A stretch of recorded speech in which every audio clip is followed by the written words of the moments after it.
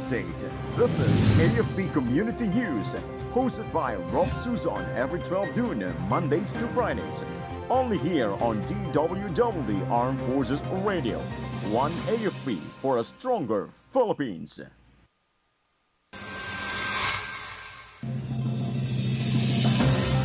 Northern Samar reaches insurgency-free status. Former rebel surrenders in Bohol. DSWD to continue helping Filipinos in crisis due to job loss. DepEd prepares plans to prevent learning loss amid fewer school days next academic year.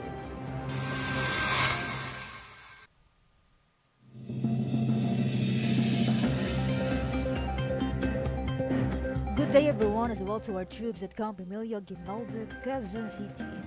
Today is Thursday, May 9, and we will bring you the latest news from the armed forces and other information around the Philippines. I am Ralph Susan for AFP Community News. DWDD Armed Forces News. And for the brief overview of our stories, the Department of Interior Local Government Secretary Benjamin Abalos Jr. announced that Northern Samar is now rid of active guerrilla fronts belonging to the Communist Party of the Philippines, New People's Army. Although sightings of 7 roving vertical formations persist, local support for the insurgents has dwindled. During his visit to Cotorman, Abalos oversaw the distribution of livelihood assistance to 16 former rebels as part of the enhanced comprehensive local integration program.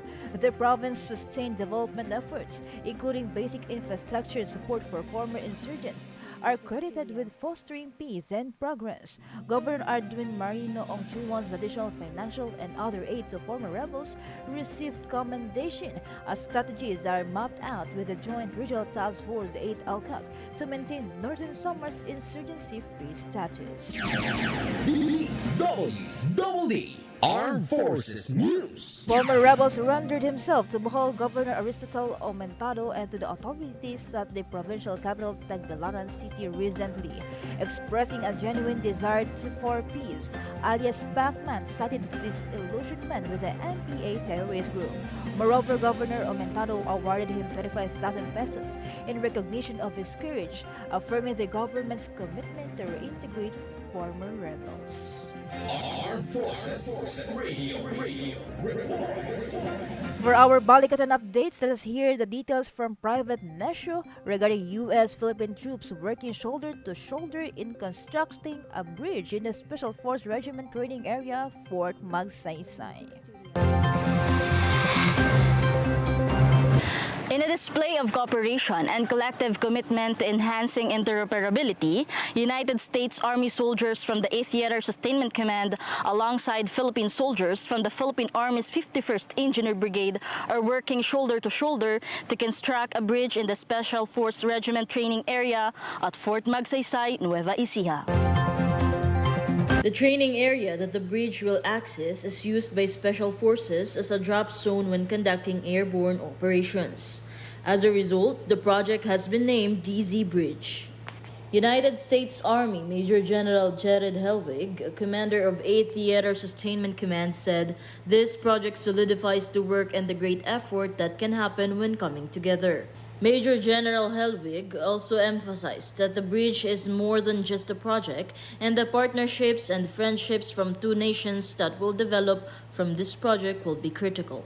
Philippine Army Brigadier General Ferdinand Napule, commander of the Philippine Army's Special Forces Regiment, expressed his gratitude for the project, saying the project is very useful and welcomed in the area. The construction of the DC Bridge was started last April 24, 2024 and is expected to take 2 to 3 months to complete. This project, under the ongoing Balikatan 39-2024, is more than just building bridges, but also bridging nations to come together shoulder to shoulder. This is Meldra Inesio reporting for AFP Community News, one AFP for a stronger Philippines. Thank you so much, Private Nesho. DWDD Armed Forces News. The 40th Infantry Diamond Division successfully ended the reign of terror of the communist terrorist group in Bukidnon as a high-ranking CTG leader embraced the path to peace and surrendered to troops under the 403rd Infantry Brigade. Randy Bayot alias Gov Oka, 48 years old and a resident of Sitio Saniday, Barangay Butong, Quezon, Bukidnon, served as the spokesperson and second Deputy Secretary or Finance Officer of the Regional Staff North Central Mindanao Regional Committee. He surrendered along with other members, bringing along 5 M16 rifles and 1 M14 rifle. Major General Jose Maria Cuerpo II, the commander of Fort Ailey, expressed appreciations for Bayot's surrender and urged the remaining CTG members to follow the said initiative. DWDD Armed Forces News. Armed Forces of the Philippines Chief of Staff General Romeo Browner Jr. dismissed the statement from the Chinese embassy claiming holding a recording of a conversation between a Chinese diplomat and AFP Western Command Chief Vice Admiral Abalto Carlos regarding a supposed new deal in Ayungin Shoal. In a statement, he said that the statement from the Chinese embassy should no longer be given attention as it appears to be a malign influence effort by the Chinese Communist Party. According to the AFP chief, transcripts can be easily faked and audio recordings can be manipulated using deep fakes. General Browner also emphasized that the statement from the Chinese embassy serves only to divert public attention from the aggressive actions of Chinese Coast Guard in the West Philippine Sea.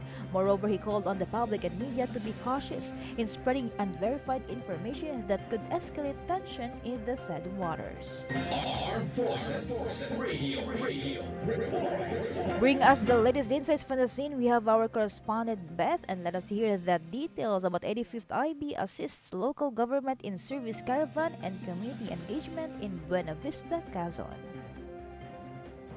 The 85th Infantry Battalion assisted a local government and service caravan and in community engagement in Barangay del Rosario, Buena Vista, Quezon, under the leadership of Mayor Rinaldo E. Roselia Jr. and the Department of Interior and Local Government. The Retold Community Support Program delivered essential services to citizens, including medical and dental service, distributed medicines, seeds, agricultural tools from the Department of Agriculture, benefits for senior citizens from social welfare, facilitated registration for national ID and birth certificates, and afford free haircut courtesy of the 85th IB. Meanwhile, Lieutenant Colonel Rainier S. Nirza, the commanding officer of the 85th IB, emphasized the unit commitment to peace and welfare in Buena Vista, Quezon. This is Beth Daniete reporting for the AFP Community News, one AFP for a stronger Philippines. Thank you so much, Beth Daniete. DWDD Armed Forces News. Moving on to another story, at least 6,000 residents from 2 barangays in Mamasapan, Maguindanao del Sur have evacuated amidst clashes between rival Moro groups. According to affected residents, member of the Moro Islamic Liberation Front from both factions, namely Zawinidin Kiaro and Commander Badrudin, engaged in gunfire using assault rifles, resulting in casualties and the loss of livestock left behind in their yards. The fights were reportedly rooted in territorial disputes and political rivalry between the two groups. Vincent Cuales, the Municipal Disaster Risk Reduction and Management Officer of the Mama Sapan, said that the local government unit has provided initial assistance to the affected residents of Barangay Pembalcan and Tunacalipaw, who are currently housed in evacuation sites. DWDD For our national news, the Department of Social Welfare and Development pledged to continue to assist Filipinos in crisis due to job loss through its various programs.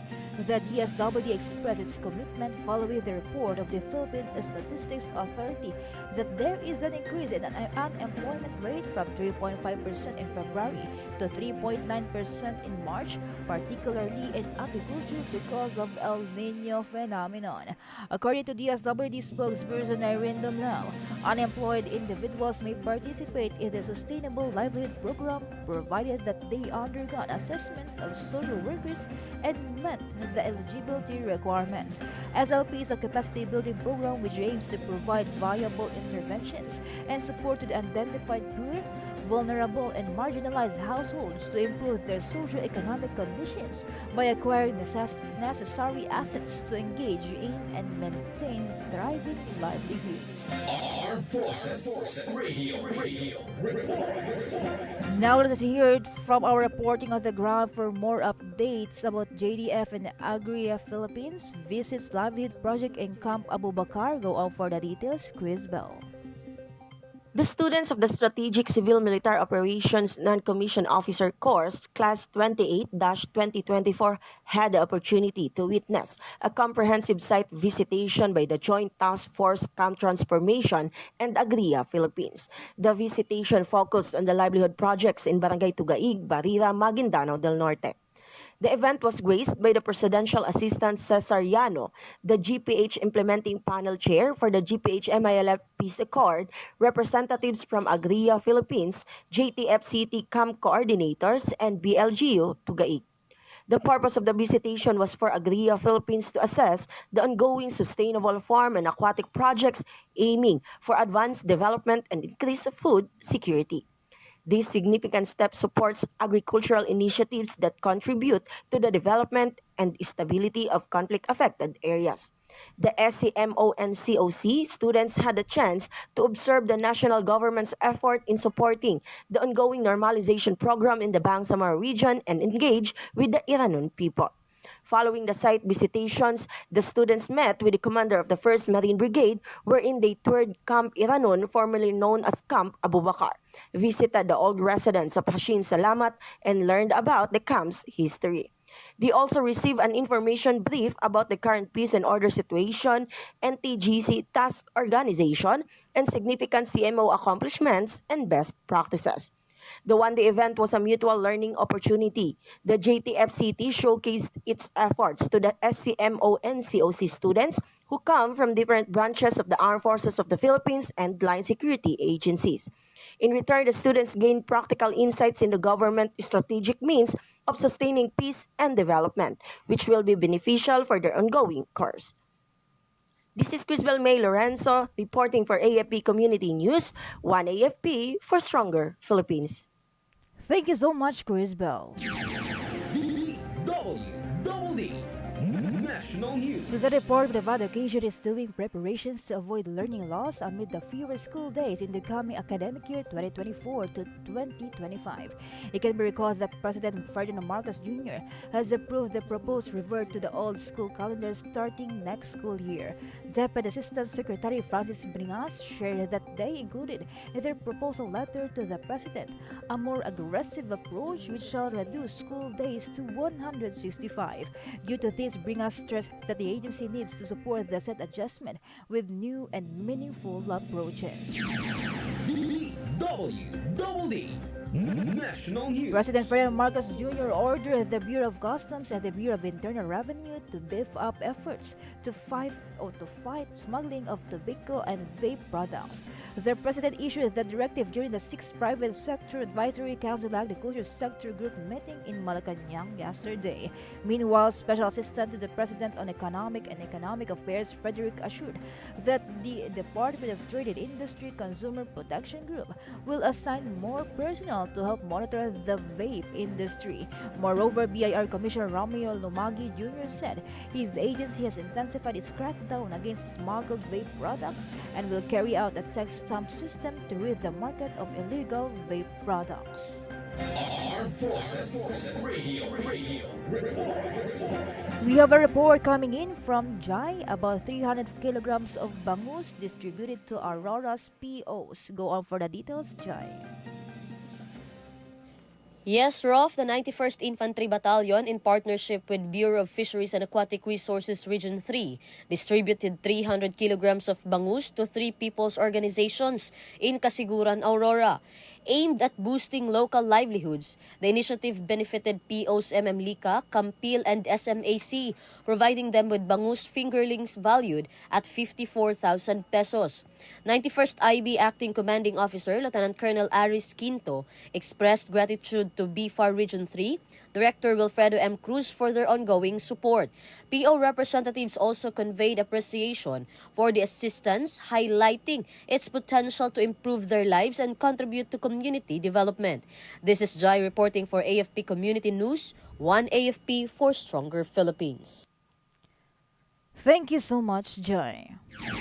DWDD National News. Our time is already 12:30 in the afternoon, and you are still tuning at the AFP Radio DWDD Facebook page. And happy viewing to our viewers, especially to Lucia Zumyang Kuwaton Landangan, to 20 from Mindanao, Jensen, Philippines, to Romeo Dominguez, to Harvey Sabordo Varon from Kuwait, to Rosalie Canonas, and to Fernando Cabral. Happy viewing to our viewers. DWDD National News. And for the announcement, join us in celebrating the 126th Philippine Independence Day with music, song, and dance, featuring bands and performers from various uniformed services. With us a showcase of talent in music, singing, and dancing from the modern-day heroes. Let us come together to honor the Filipinos who fought for the nation's independence at Music Kalayaan 2024 on June 7 live at the Rizal Park Open Auditorium. See you there. DWDD National News. For other development story, the Philippine Atmospheric Geophysical and Astronomical Services Administration reported most parts of the country will experience fair weather today, May 9. However, localized thunderstorms are possible in the afternoon or evening. According to Pag-asa, cloud clusters were monitored in northern Luzon, which could cause scattered rains. The State Weather Bureau also said the frontal system is likely to bring scattered rain showers and thunderstorms over Batanes and Cagayan. DWDD National News. The Civil Aviation Authority of the Philippines announced the completion of the Davao International Airport's runway rehabilitation project yesterday. However, CAAP said some portions need minor rectifications, wherein works will be conducted during the daytime when there are no flights in close coordination with the Air Traffic Control Tower. The CAAP added that notice to airmen for the said project will be lifted on May 9 or once all remaining concerns are addressed. It can be recalled that the runway has been closed from 12 a.m. to 4 a.m. since January 29 to give way for its repair. Armed Forces Radio. For other updates, let us hear the details about 14th CMO Battalion collaborates with LGU Tuburan for outreach program. Go ahead, Ferdy. The 91st Infantry Sinagtala Battalion in partnership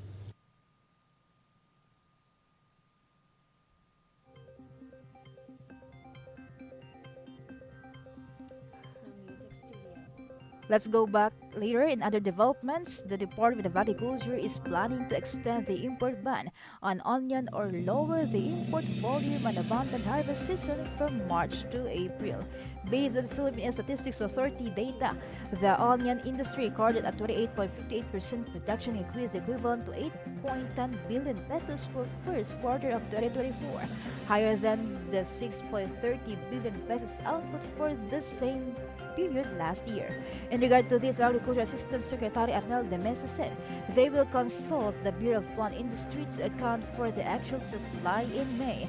De Mesa also reiterated the directive of Secretary Chu Laurel that there would be no importation until May, which might be extended until July, depending on the performance of the industry. Armed Forces Radio.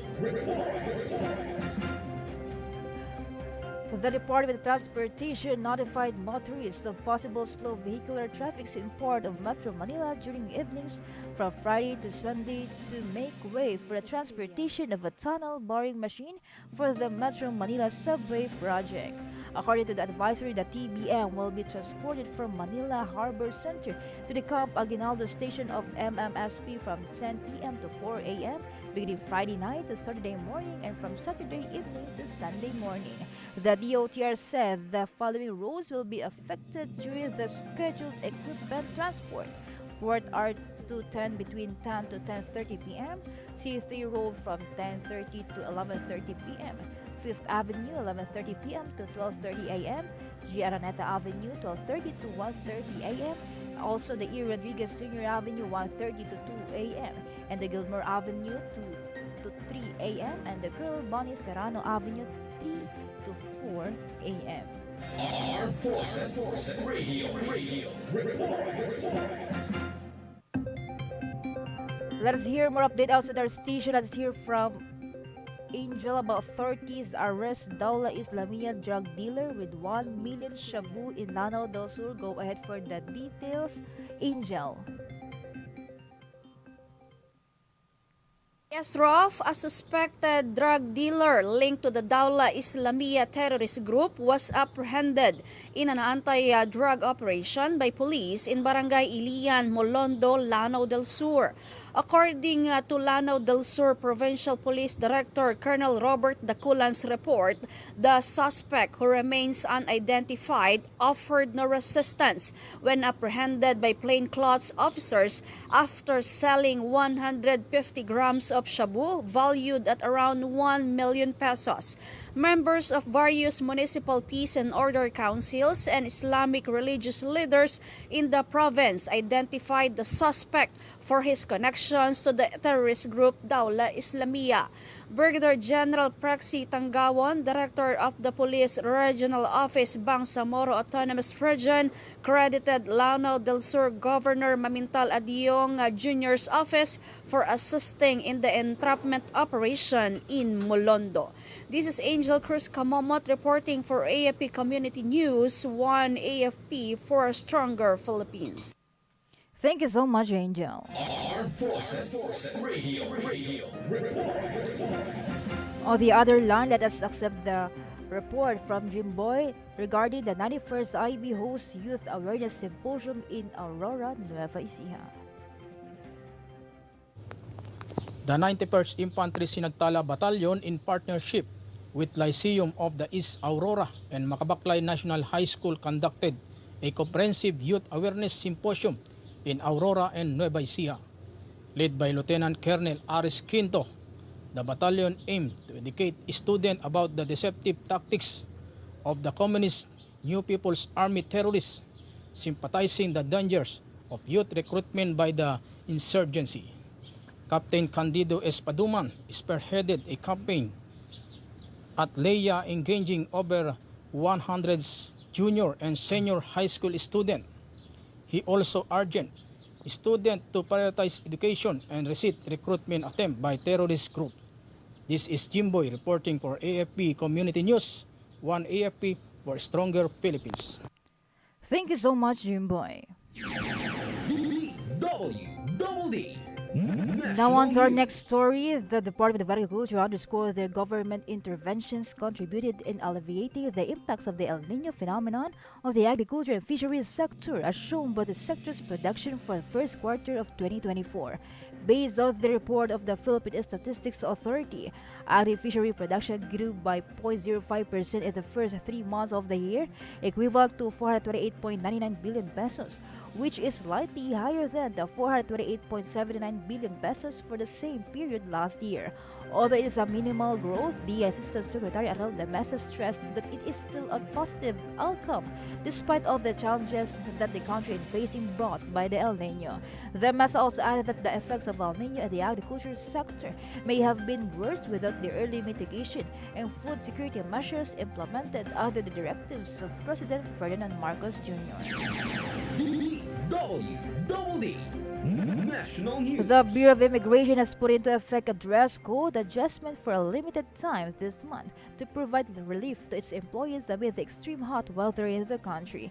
It stated in the memorandum issued yesterday, the Administrative Division allowed employees to wear smart casual uniform on May 7 to 31, except on Mondays when a complete uniform is required. However, personnel under the Civil Security Unit and those assigned at the international ports of entry and exit are exempted from the directive. Commissioner Norman Tancinco said the move aims to ensure the safety of its employees from intense heat. Armed Forces Radio Report. For now, let us hear the details about 14th CMO Battalion collaborates with the LGU Tuburan for outreach program. Go on for the details, Ferdy.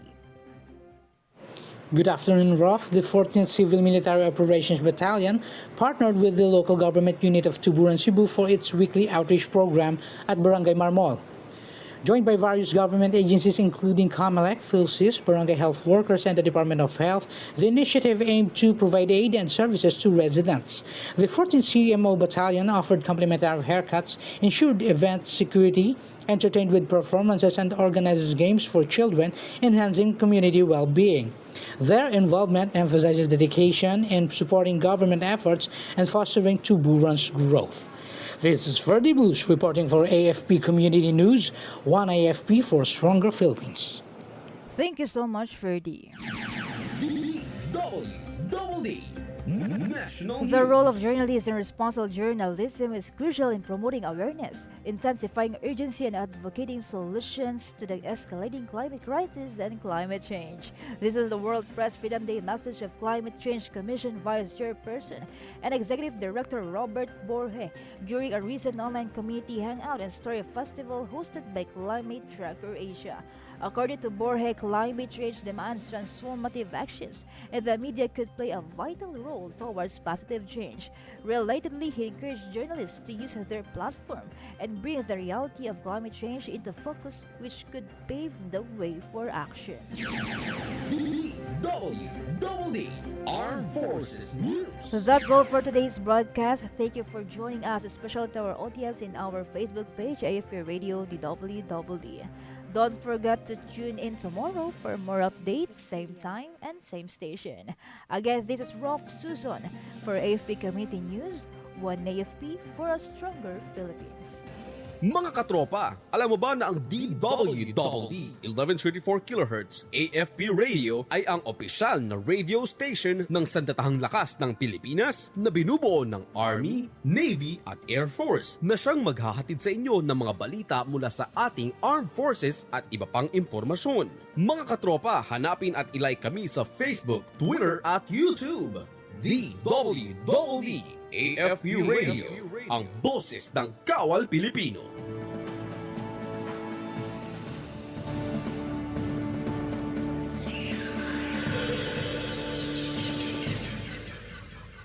Kayo ay nakatutok sa DWDD AFP Radio. Kami po ay kasapi ng KBP, Kapisanan